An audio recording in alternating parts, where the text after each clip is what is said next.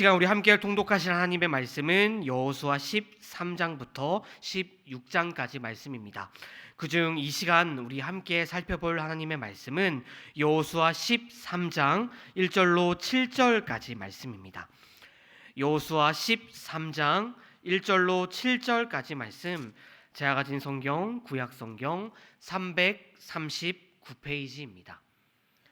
여호수아 13장 1절로 7절까지 말씀, 이 시간 제가 한 절, 여러분이 한 절, 우리 한 절씩 교독하신 후에 마지막 절 한 목소리로 합독하도록 하겠습니다.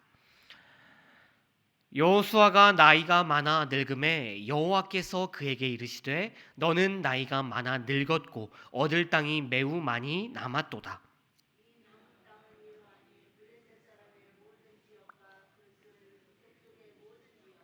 곧 애굽 앞 시올 시내에서부터 가나안 사람에게 속한 북쪽 에그론 경계까지와 블레셋 사람의 5 통치자들의 땅, 곧 가사 족속과 아스돗 족속과 아스글론 족속과 가드 족속과 에글론 족속과 또 남쪽 아위 족속의 땅과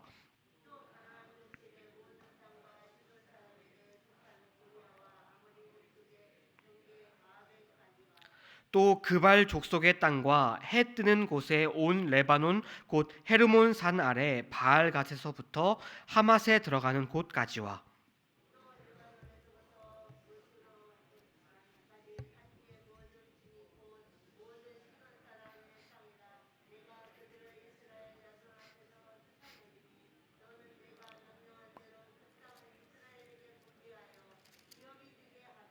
함께 읽겠습니다. 너는 이 땅을 9 지파와 므낫세 반 지파에 나누어 기업이 되게 하라 하셨더라. 아멘. 이스라엘의 이 가나안 정복 전쟁의 여정이 드디어 막바지에 달았습니다. 이스라엘은 가나안 족속들과의 수도 없이 많은 전쟁에서 이 많은 승리를 거두었고, 또 이 승리로 말미암아 이스라엘은 이제 그 가나안 땅에서 군사적 지리적 거점들을 장악하고 차지하게 되었지요. 이스라엘이 이제 가나안에서 이 주도권을 잡게 되었다라는 것입니다. 그렇다고 해서 정복 전쟁이 끝난 것은 또 아닙니다. 가나안에는 여전히 정복해야 할 땅이 너무나도 많이 남아 있었고, 이제 이스라엘은 이 땅들을 각 지파별로 차지해야만, 정복해 나아가야만 했습니다. 어쩌면 이제 정복 전쟁의 2번째 막이, 이 막이 열렸다고도 우리는 할 수 있습니다. 그런데 이러한 정말 중요한 순간을 앞두고 오늘 본문 1절은 이렇게 시작하고 있습니다. 여호수아가 나이가 많아 늙음에 여호와께서 그에게 이르시되 너는 나이가 많아 늙었고 얻을 땅은 매우 많이 남아 있도다. 지금 이스라엘은 앞서 말씀드렸듯이 이 새로운 전쟁을 앞두고 있습니다. 이번 전쟁의 그 승패에 따라서 이스라엘은 가나안 땅에서 완전히 정착할 수도 있고, 아니면 불안한 정책을 이어오다가 그 땅에서 쫓겨날 수도 있습니다. 이러한 민족의 운명이 달렸다라고도 말할 수 있는 그런 결정적인 순간에서 하나님께서는 그 전쟁을 이끌어야 할 여호수아에게 너는 나이가 많아서 늙었다라고 말씀하고 계신다라는 것이죠. 물론 이때 당시에 여호수아의 나이를 살펴보면 분명 그는 나이가 너무나도 많기는 합니다. 우리가 이때 당시에 여호수아의 나이가 몇 세인지는 정확하게는 알 수가 없지만은 여호수아가 110세에 하나님께로 돌아갔다라는 그 기록을 살펴본다면 분명 이때 당시에 여호수아는 대략 100세쯤 됐다라고 우리는 추측할 수가 있지요. 분명 여호수아는 이때 당시에 쉴 때가 되기는 했습니다. 그렇다고 하지만 이러한 하나님의 말씀, 너는 늙었다라는 이 말씀은요, 조금 이해가 되지는 않습니다. 하나님의 명령대로 이제 가나안 땅을 정복해 나아가고 있는 이들에게, 또 그 정복 전쟁을 지도해야만 하는 이에게 조금 더 힘을 내라던가, 또 이제 다 왔다라는 말씀을 해 주셔야만이, 그렇게 말씀을 해 주어야만이 조금 이치에 맞는 것, 우리가 생각하기에 맞는 것이지 않겠습니까?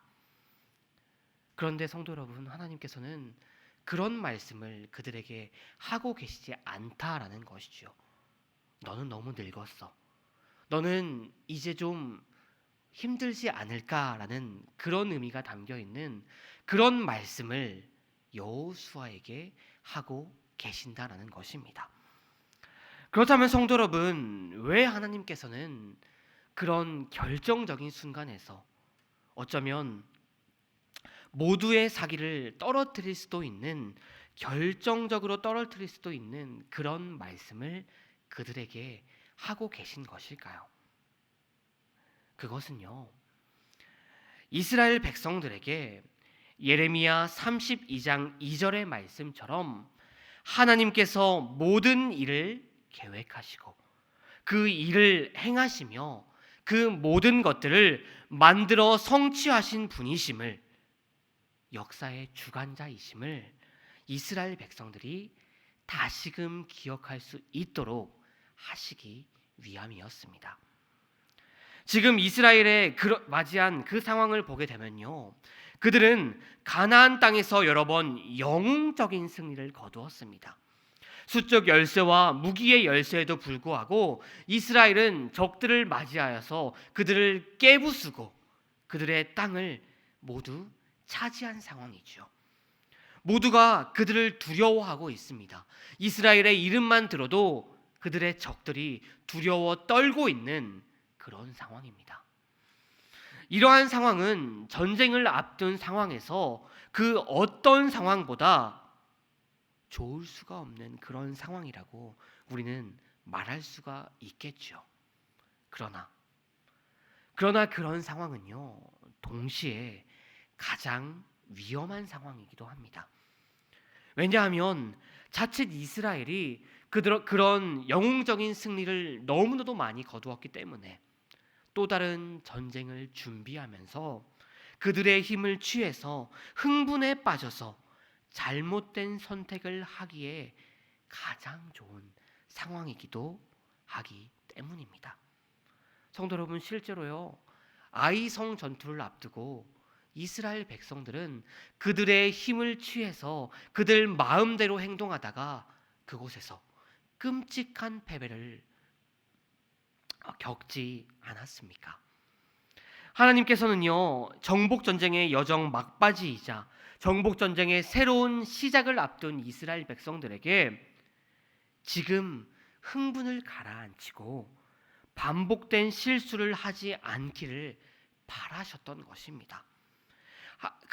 이스라엘 백성들이 그들이 겪었던 그 과거의 실수를 내려놓고 다시금 하나님을 신뢰하고 하나님만을 의지하며 다시금 그 새로운 전쟁을 치르기를 하나님께서는 바라셨다라는 것이죠. 그리고 성도 여러분, 하나님께서는 이스라엘 백성들이 그렇게 행한다면, 그들이 그 새로운 전쟁 앞에서 하나님을 의지하고 하나님을 신뢰하며 나아간다면 그들에게 가장 좋은 결과를 누리게 하시겠다라고도 약속하여 주셨습니다. 오늘 말씀 6절 하반절을 다시 한번 보세요. 내가 그들을 이스라엘 자손 앞에 쫓아내리니 너는 내가 명령한 대로 그 땅을 이스라엘에게 분배하여 기업이 되게 하라. 이스라엘이 하나님을 신뢰한다면, 이스라엘이 하나님을 의지한다면 하나님께서 친히 나서서, 하나님께서 그들의 앞에 나서서, 하나님께서 그들의 지도자, 그들의 장군이, 그들의 전쟁 지도자가 되어 주셔서 그들에게 가장 좋은 결과를 주시겠다라고 이스라엘에게 약속하고 계신다라는 것입니다.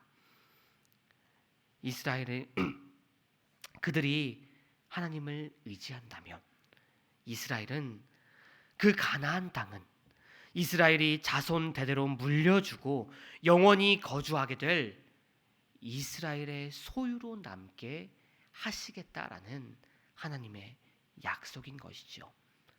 성도 여러분, 우리가 이 하나님의 약속을 잘 생각해 본다면요, 유목 생활을 하던 이스라엘 백성들에게 이보다 더 좋은 결과가 어디에 있겠습니까?